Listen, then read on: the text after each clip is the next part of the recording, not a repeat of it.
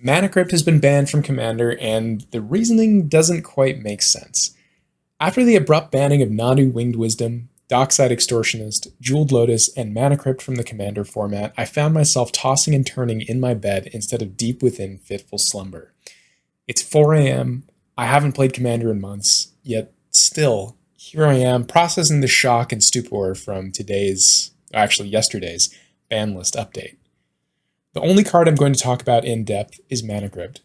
I have little to say about the bannings of the other cards. They're all mistakes, and I have no qualms in seeing them leave the format. Mana Crypt leaving strikes me much deeper, in part due to my history with the card and also the contradictory messaging surrounding its departure. The Rules Committee lists the reasoning for taking these fast mana cards out of the format as follows. Commander has always had the potential for someone to get out to a fast start and be the first arch-villain in the game, but that advantage has been balanced by having multiple players gunning for them once it happens.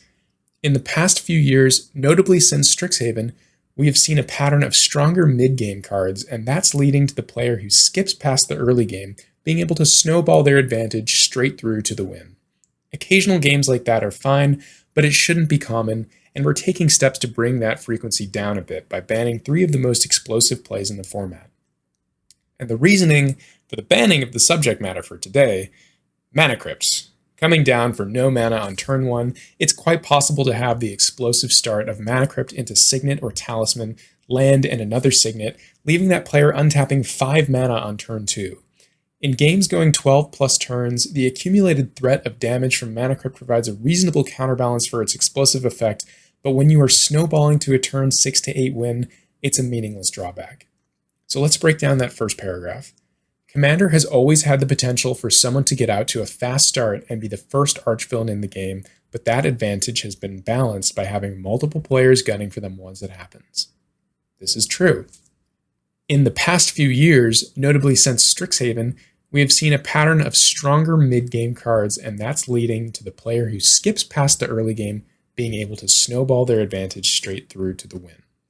This is also true.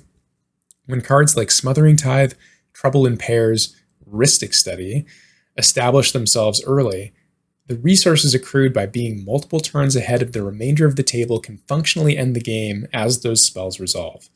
Emphasis on can. There's always a chance to pull back a game from the brink of defeat by an arch enemy if the table is willing to work together and the top decks hit just right. However, the culprit behind the arch enemy isn't the value engine they play, but the fast mana that propels them to it. So once again, the Rules Committee is correct in identifying which cards are more problematic than others.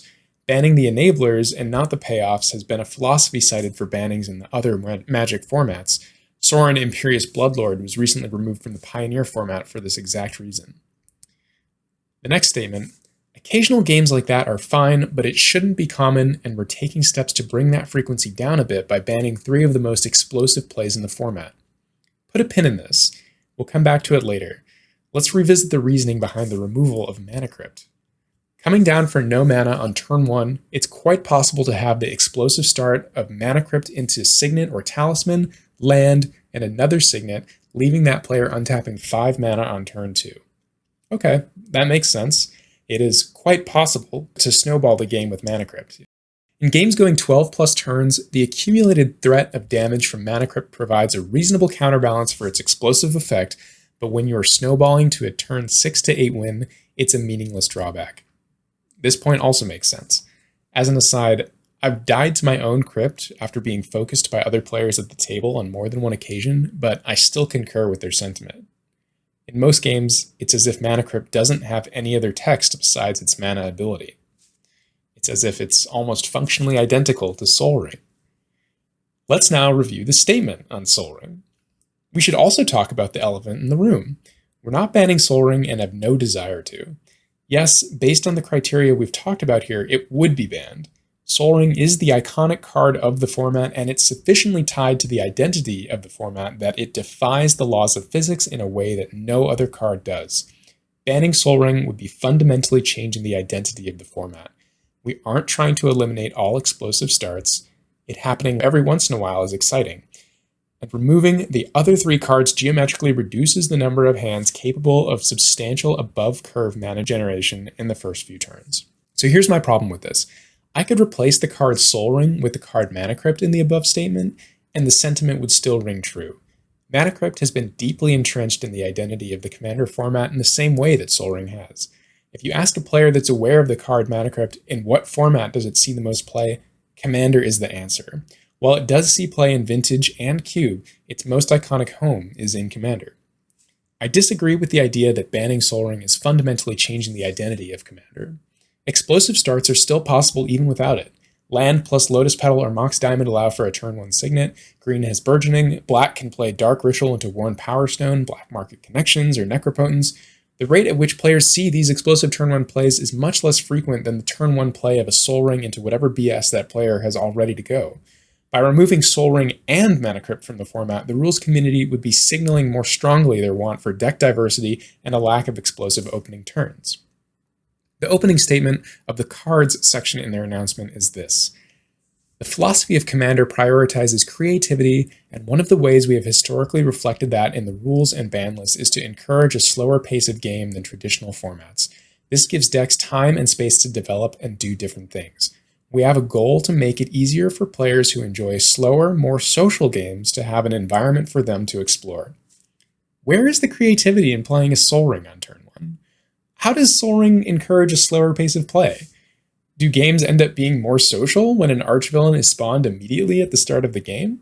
Would a new player end up harboring a negative sentiment towards a pod or the game as a whole after being focused down for playing a card that's included in every Commander precon? Would they not be confused as to why a card that generates such feelings is prepackaged in their deck? The aforementioned alternative accelerated starts all share the same caveat. Each has an amount of ethereality to them. Lotus Petal and Dark Ritual are only temporary mana sources. Mox Diamond requires you to discard a specifically typed card from your hand. Burgeoning requires you to have multiple lands in hand in order to draw the full amount of power from it. These starts feel much more creative to me. They require a level of investment and deck building to support. Soul Ring is raw, unadulterated power in no way separate from Mana Crypt, apart from a 1 rather than a 0 in its upper right-hand corner.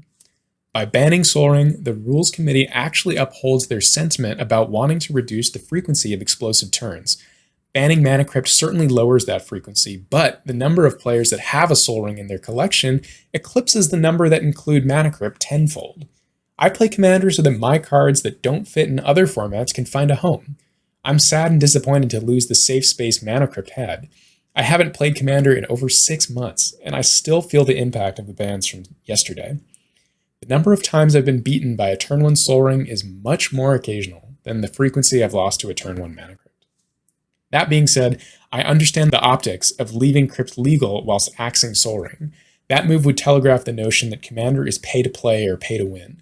So I understand the removal of it from the format, and I respect the Rules Committee for having the gumption to enact such a change. However, it comes across as illogical when an equally problematic card is touted as the pillar of the format. Egregious format pillars are acceptable. I'm an individual that enjoys sculpting my hand with Brainstorm and Fetch lands, then casting Daze and wastelanding my opponent into Oblivion and Legacy. Daze has been touted as a pillar of the Legacy format and is highly unlikely to be removed at any point. The stark difference cast by the shadows of Daze, Brainstorm, and Wasteland compared to those of Soul Ring and Mana Crypt is that the 3 former cards are strategic to play with and around, tactical to resolve, and safety valves to keep other degenerate cards in check. There's nothing exciting, strategic, or safety valving about both Soul Ring and Mana Crypt. Identifying one as a pillar of the format and cutting out another, especially when both have a long and storied history within our format, is hypocritical. Either take both out or leave both in. Either way, players can always use Rule 0 to play the cards they enjoy. I understand the RC's argument about geometrically reducing the number of fast mana starts by removing individual undercosted mana production engines.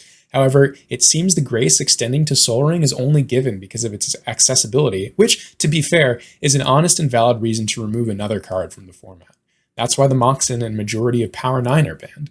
Price, however, is no longer a driving point for action regarding the ban list. Shouldered Whispering One, the One Ring, Mox Opal, Ancient Tomb, Chrome Mox, Time Spiral, Metal Worker, Yawgmoth's Will, Intuition, Survival of the Fittest, Gilded Drake, Sliver Queen, not Silver Queen, Grim Monolith, Wheel of Fortune, Transmute Artifact, Lion's Eye Diamond, Mox Diamond, Gaia's Cradle, the Dual Lands, Time Twister.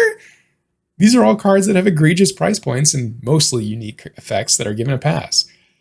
The last thing I'd like to touch on is twofold. The first is that perhaps these bans are signals for WotC that Commander is not the home for overtly powerful, direct-to-the-format staples. The second is the notion that Sol Ring is staying because WotC puts it in their precons, and it'd be a logistical nightmare to remove. Moving forwards, it wouldn't be very difficult. Just replace it with a literal land. I think it's more of a logistical nightmare for local game stores that have suddenly lost a share of value in their inventory. I'm most concerned about the LGS after this announcement. They are the lifeblood of this game, and this change does not affect them in a positive way. They could bat an eye about the banning of a card that costs $1 or $2, but a fancy chase rare, suddenly losing that, cuts a lot deeper. Let me know what you think in the comments. Are you satisfied with the announcement today? Thanks for watching.